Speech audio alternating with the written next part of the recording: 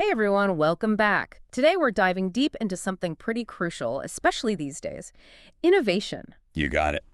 and specifically how leadership and business are changing in this crazy digital world we live in. Oh, it is crazy out there. And to make sense of it all, we've got amazing lineup of sources for this deep dive. We're talking CEOs, Yes. best-selling authors. Oh, wow. We even got a philosopher who also happens to be a venture capitalist. Oh, that's interesting. Talk about a unique perspective. Absolutely. So, what we really want to do today, our mission is to give you, the listener, actionable takeaways. Okay. Things you can actually use no matter what your role is or what industry you're in. Right. We're not just going to tell you what's changing, but we're going to break down why it matters to you. Absolutely. So, one of the big things we keep seeing over and over again is that a lot of the old ways of doing things, they just aren't working anymore. Right. That business as usual mindset, yeah, not so much in this fast-paced world. Not anymore. So, to kick things off, we've got David Pasiak, author of Flow of Innovation. And he really argues that companies need to be constantly adapting, constantly evolving if they want to stay ahead of the curve. You know, he makes a really good point. Yeah. When he says that innovation can't be like a one-time event, Yeah.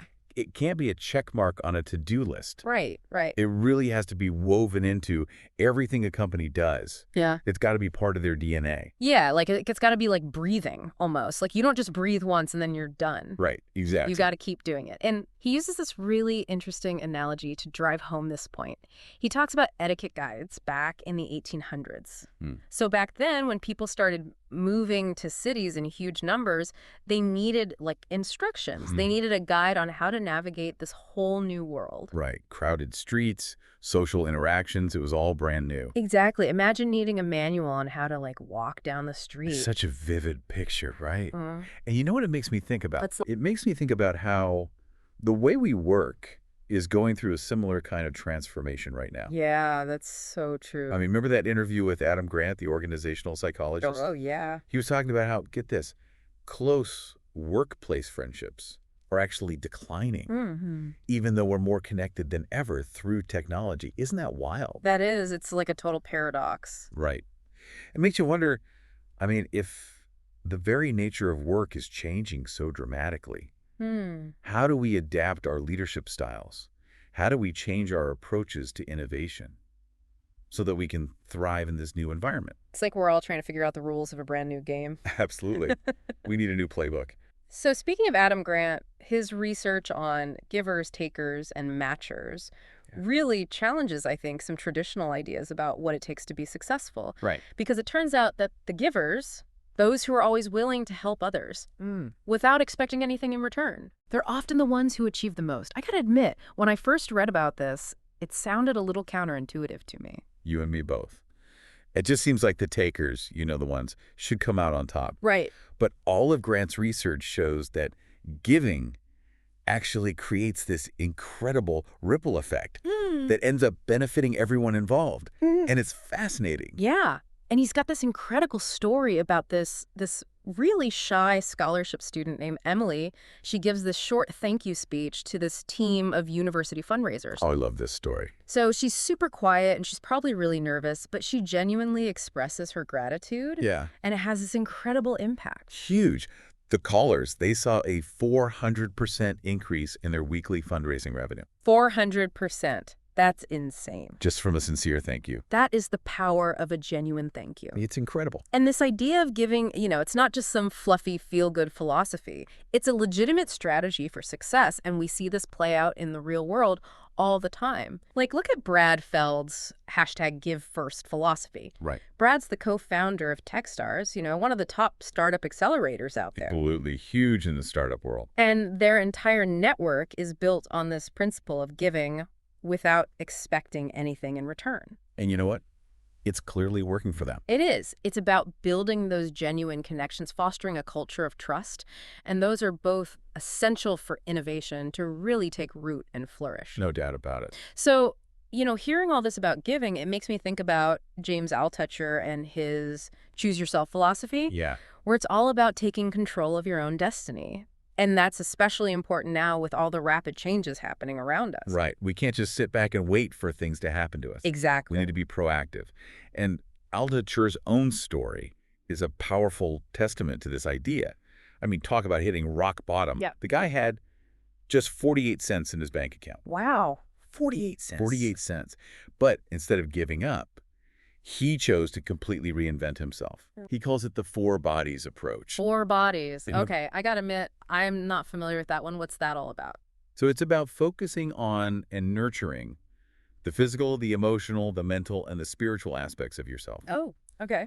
Altucher believes that when you're taking care of all four of those areas, you build resilience. And then you're in a position to actually create a more fulfilling life on your own terms. Okay, yeah, that makes sense. It's like a holistic approach to personal growth. Exactly. And one of the things that I find so inspiring about Altucher is how much he emphasizes honesty and generosity, especially in this digital age. You know, he uses Google as an example. They honestly provide information. Sometimes they'll even recommend their competitors. Wow. Right? But they're also one of the most successful companies on the planet. That is a great point. So you're saying you don't have to be cutthroat to make it in business. Exactly. It seems like the more you give, the more you get back. It's a recurring theme, for sure. And it makes you think about your own online presence, right? Absolutely. What vibe are you giving off? Are you being genuine? Are you contributing something of value? Those are good questions to ask yourself. Yeah. And I think it's important, to acknowledge all this innovation and change. It can be a lot, right? Oh, It yeah. can take a toll mentally and emotionally. Big time. And Jerry Colonna, who's a really well-known executive coach, he addresses this head on with this concept of the monster in your head. He's talking about those voices of self-doubt. Oh, yeah. And that fear of failure that can really hold us back from doing amazing things. I think we all know that monster pretty well. Right. It's always lurking. But Colonna, he does a good job of challenging that romanticized image of the fearless, disruptive entrepreneur, reminding us that innovation can be messy. There can be a human cost to all this disruption. And it can be easy to get caught up in the hype and forget that. Absolutely. And he's got this story about a Chinese potter who becomes totally consumed with perfecting his craft. So much so that he ends up merging with his kiln, becoming one with his work. Wow. Right? It's this powerful metaphor for how we can get so absorbed in our passions that we end up losing ourselves in the process. That's a little chilling, actually. It is a bit, right? Yeah. But it's a good reminder to find balance. Don't let your work completely consume you. Yeah, that's a good takeaway. And speaking of getting consumed, I think this leads us perfectly into Seth Godin's work. Oh, Seth Godin. Love him. Yeah, the marketing guru. He makes this argument that, especially in today's world, just surviving isn't enough. Right. The bar is higher. It is. We need to be remarkable. We need to stand out from the crowd. That's a tall order. But I see his point. I mean, we're bombarded with choices everywhere we look. Exactly. So how do we do that? How do we become remarkable? Well, Gaydon has this really interesting perspective on fear. He doesn't see it as something to avoid. Yeah. Instead, he actually believes fear is a signal. It's a sign that we're onto something important, something worth pursuing. Interesting. So are you saying that if you're not feeling a little bit scared, you're probably not pushing yourself hard enough? Pretty much, yeah. Godin actually encourages us to embrace that fear. He calls it dancing with fear. Dancing with fear. I like that. Yeah, and he believes it's a sign that you're on the right track. Huh. It's like that old saying, feel the fear and do it anyway. Exactly. And he also has this really cool idea about products becoming like souvenirs. Souvenirs? Yeah, so in a world that's overflowing with choices, it's not enough to just create something that's functional. You need to create something that resonates with people, something they'll want to hold on to and cherish. I love that. It really makes you think about the things you truly value. You know, the experiences that have made a lasting impact on your life. Exactly. And this applies to all of us, whether we're building companies, crafting products, or even just shaping our personal brand. So true. It's all about creating something meaningful, something that leaves a mark. So now that we've explored some of the big picture ideas, let's get into the nitty-gritty. How do we actually build companies that are innovative and disruptive? Okay, let's get practical. And to guide us on this journey, we've got Alex Osterwalder and his business model Canvas. Right. A classic. A classic. This is a tool that's helped tons of companies create truly unique and successful business models. Absolutely. It's all about understanding how all the pieces fit together. Yeah. And his main point is that companies need to think beyond just competing on products. So not just better features or lower prices. Right. He uses Facebook as a great example. They don't sell a physical product, but their value lies in all the content that's created by their users. Right. It's like they have 1 billion free employees creating content and driving engagement. Exactly. It's a business model that's really hard to replicate. For sure. Because it's not just about the technology, right? Yeah. It's about the community, the network effect. It's about creating a platform that empowers people to connect and share. And that leads to something that's even more valuable.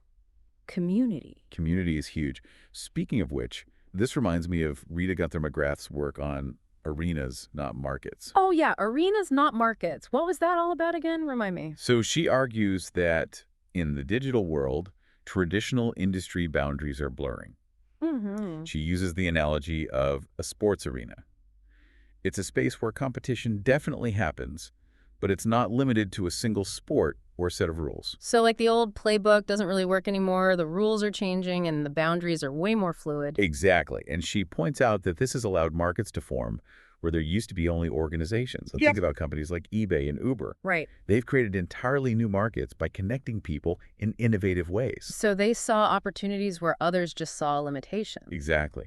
And she had this great quote, "You can't shrink your way to greatness." You can't shrink your way to greatness. I Right. love that. Right. It's such a powerful message, It is. challenging us to embrace growth and think differently about how we compete.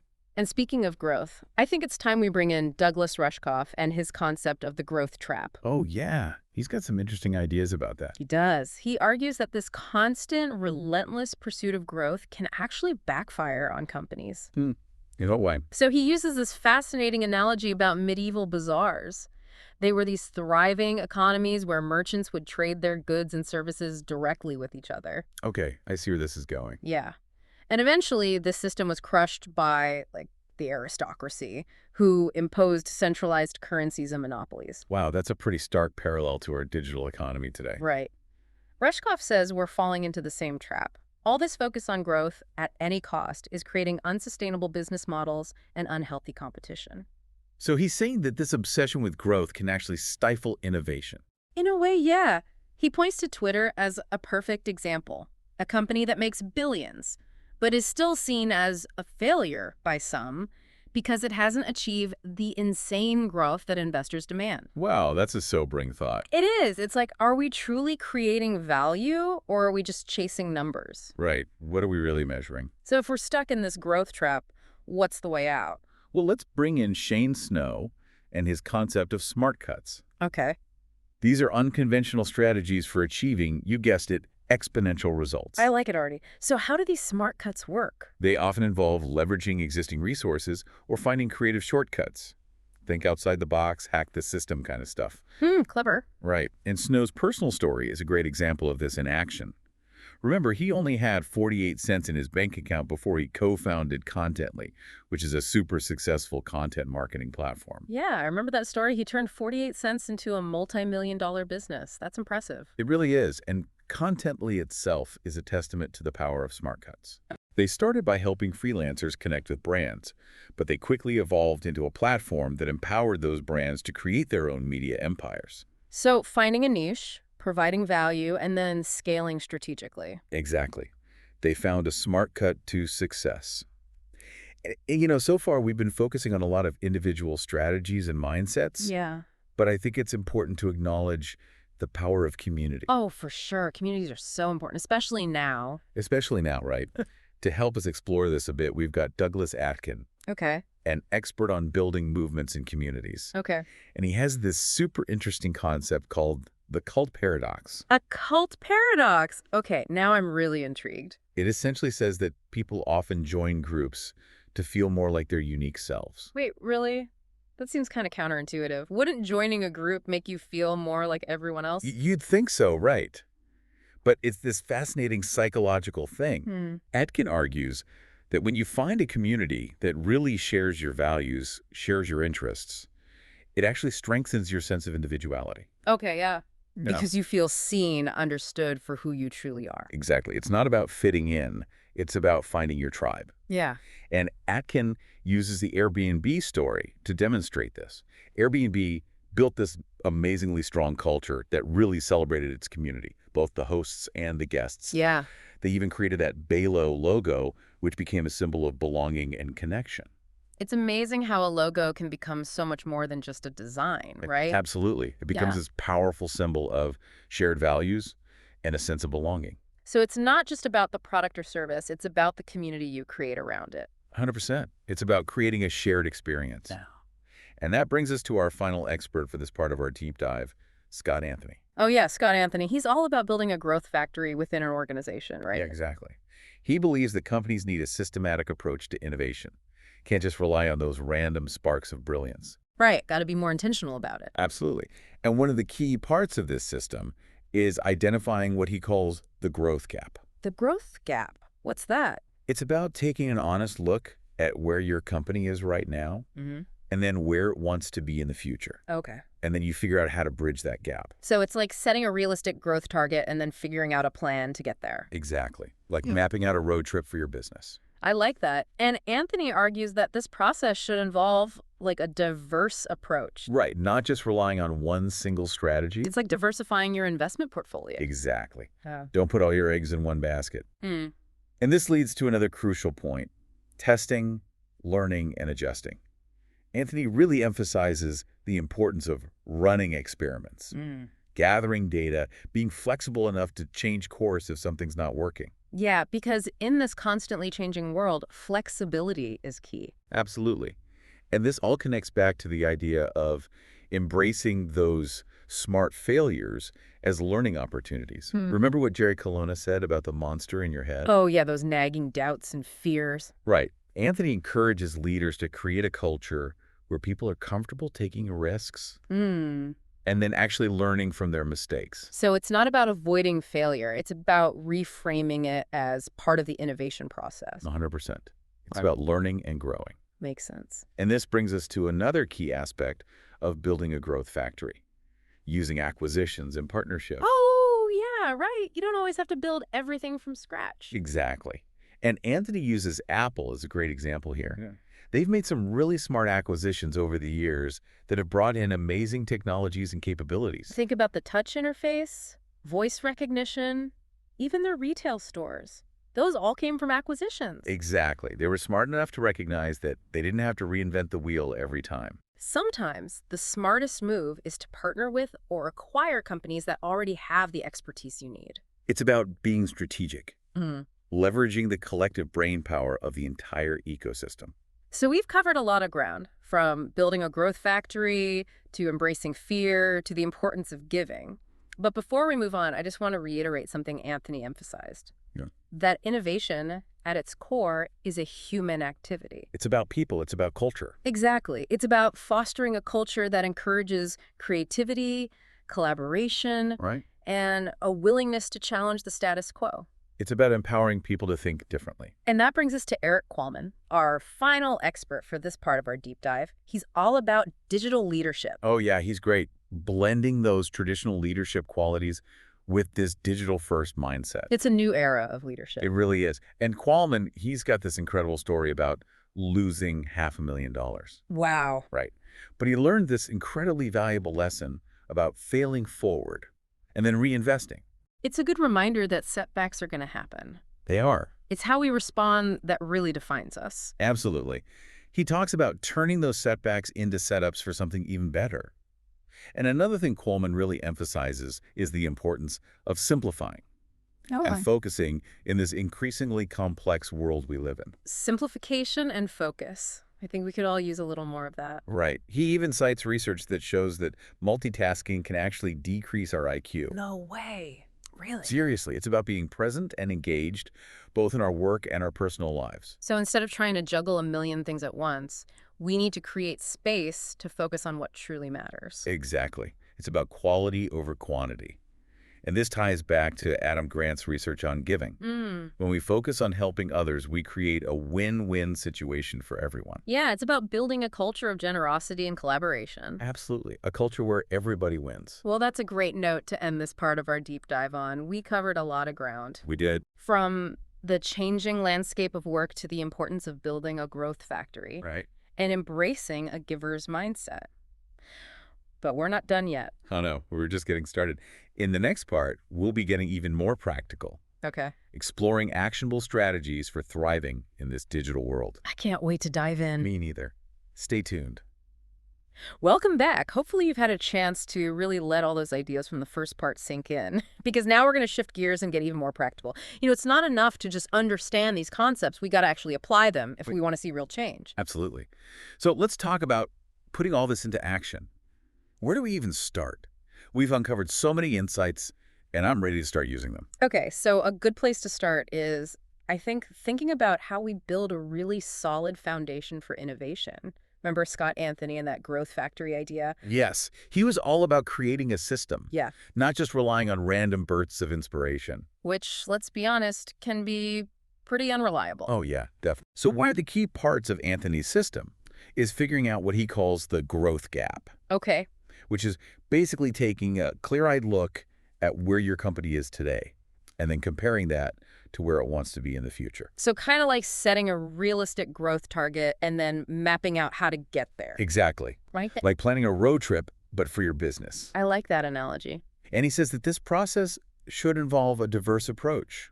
Like, don't put all your eggs in one basket. Right. So not just relying on one strategy. Right. You need a mix of different approaches that will, address both your core business and those future growth opportunities. Makes sense. Like, you wouldn't debt all your savings on a single stock. Exactly. You got to diversify your portfolio. And this leads to another super important point. Testing, learning, and then adjusting. Okay. Anthony says it's all about running experiments, gathering data, and being flexible enough to, change course if something's not working. It's like navigating a ship, right? You have your compass and a general direction, but you have to be able to adjust your course as you go. That's a great analogy. Yeah. Because you never know what obstacles you might encounter along the way. Yeah. And speaking of obstacles, this ties back into what we talked about earlier, embracing failure as a learning opportunity. Oh, yeah, right? Like Jerry Colonna's monster in your head. Exactly. Those doubts and fears we all have. Anthony says that leaders, they need to create a culture where people feel comfortable taking risks Okay. and then learning from their mistakes. So it's not about avoiding the failure, it's about reframing it. Yeah. Turning those so-called failures into valuable lessons. Okay. And this brings us to another key part of this whole growth factory idea. Acquisitions and partnerships. Oh, right. Like you don't always have to build everything yourself from the ground up. Exactly. Sometimes it makes more sense to, bring in expertise from outside. And Anthony uses Apple as a great example. Okay. They made some really strategic acquisitions over the years, ones that have, brought in amazing technologies and capabilities that they wouldn't have had otherwise. Yeah, like think about the touch interface, voice recognition, even their retail stores. Those all came from acquisitions. Exactly. They were smart enough to realize they didn't need to reinvent the wheel every time. So sometimes the smartest move is to partner with or even acquire companies that already have the expertise you're looking for. It's about being resourceful and leveraging the collective brain power of the ecosystem. So far we've been talking a lot about individual strategies and mindsets, We have. but I think it's also crucial to remember that innovation, it's ultimately a human activity. It's about people. Exactly. And remember what Scott Anthony emphasized. It's about fostering a culture that supports and encourages creativity, encourages collaboration, and a willingness to challenge the status quo. Right. It's about giving people the freedom to think differently. And that brings us to Eric Wallman, our digital leadership guru. Right, Qualman. He was all about blending those traditional leadership qualities with this digital-first mindset. It's a new era of leadership. And Qualman has this amazing personal story about losing $500,000. Wow. Right? It's a lot of money. But he turned it into a valuable lesson about failing forward and then reinvesting. That's a good reminder that setbacks are going to happen. Oh, yeah, for sure. It's really all about how we choose to respond to them. It's about turning those setbacks into setups for something even better. Okay, I like that.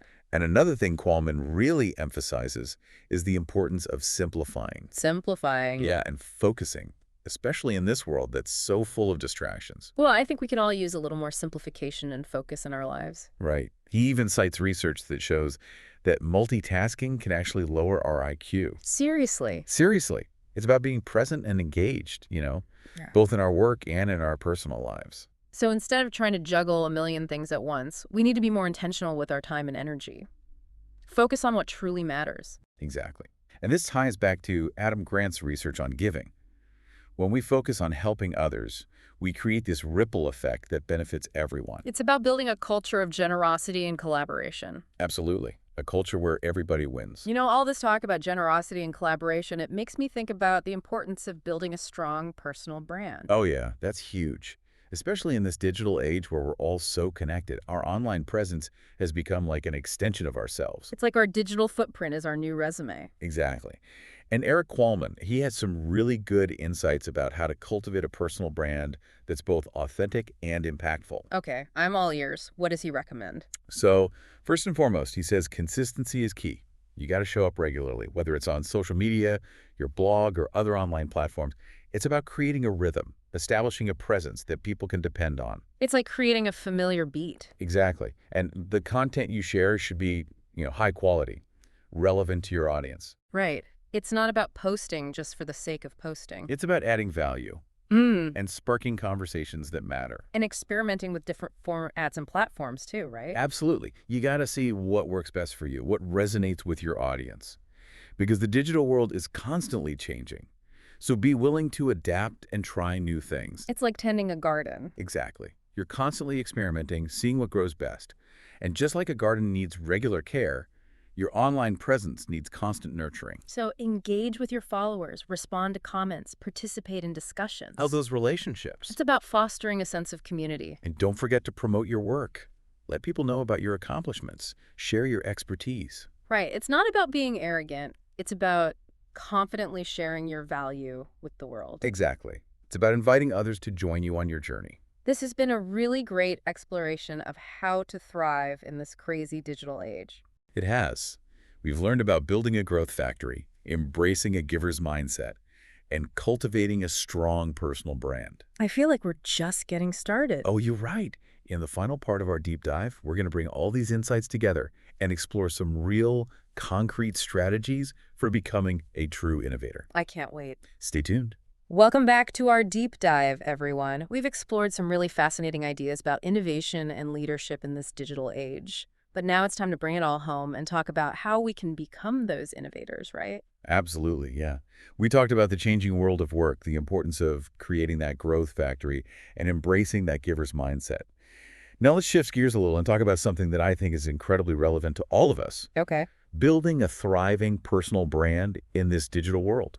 It's amazing to me how our online presence has become such a huge part of who we are, not just professionally, but personally, too. It's true. In a world where we're constantly connected, our online persona, it's an extension of ourselves. Yeah. It's like a digital reflection of, our values, our expertise, what we're all about. It's like our digital footprint is the new resume. It showcases our skills, our experience, our unique point of view. It is, yeah. But it's also more than that. It's about building a reputation. Yeah. Building a brand that represents who we are, what we stand for. Right. And Eric Qualman, our digital leadership guru, he offers some great insights here. Mm-hmm. He says that our digital legacy is constantly being shaped by our actions online, whether we're even aware of it or not. I remember him talking about how social media can be like a mirror. Right. Reflecting back what we're truly putting our energy and time into. It's a constant feedback loop, isn't it? It really is. Revealing our priorities, our passions. And you know what? Sometimes that can be a good thing. How so? When we see others chasing their dreams, making a difference, living their best lives, it can motivate us. Right, to do the same. Exactly. It's like this positive peer pressure, pushing us to step up our game and become the best versions of ourselves. I like that. Positive peer pressure. Right. And, Qualman also talked about the potential of social media to be a platform for leadership. Remember that example he gave? Remind me. Someone posted about volunteering at Habitat for Humanity. Oh, yeah. And just by sharing that positive experience, they end up inspiring others to do the same. Right. It shows that we all have the power to influence and lead, even in small ways. Absolutely. Our online actions, they can create a ripple effect, inspire others to make a difference. I love that. So how do we go about actually building a personal brand that's both authentic and impactful? Like, where do we even begin? Well, I think a good place to start is by going back to those fundamental principles we've been talking about. Like, remember Adam Grant's emphasis on giving? Oh, yeah. That's so important for building a personal brand. Okay, I'm listening. It's about being generous, Yeah. sharing your knowledge, your expertise, Yeah. sharing your experiences, contributing to the conversation in a way that truly adds value. It's not about bragging or self-promotion. It's about genuinely trying to help others. And that ties into authenticity too, right? It does, 100%. People can spot a fake from a mile away, especially online. Oh, yeah, definitely. You can't hide online. You can, it's true. Mm. Authenticity is key. Mhm. It's about being genuine, letting your true personality shine through, and connecting with others on a human level. And that means embracing our imperfections too, right? Exactly. Nobody's perfect. And trying to present this flawless image online, it's just not realistic. Remember Qualman's term, being Oh flawsome? yeah, I love that. It's about being okay with your imperfections, recognizing that they can actually make you more relatable and human. It's like those Japanese pottery artists who, Yeah. they intentionally incorporate imperfections into their pieces. They believe it actually adds beauty and character to the work. I love that. Right. It reminds us that perfection is totally overrated. It's those little imperfections that make us unique, make us interesting. So embracing authenticity Yeah. and being open about your vulnerabilities, I think it can make you more engaging online. Makes sense. Okay, so what are some tactical things people can do to start building a strong brand online? Well, first of all, consistency is key. You got to show up regularly, whether it's on social media, your blog, wherever you choose to be online. It's about creating a rhythm, establishing that presence that people can count on. It's like creating a familiar beat that people can tap their feet to. Exactly. And make sure the content you're sharing is high quality. It's got to be relevant to the audience you're trying to reach. Right. It's not just about posting to post, it's about providing value, starting conversations that matter. And don't be afraid to experiment with different formats, different platforms. Yeah. Try new things and see what works for you, see what your audience responds to.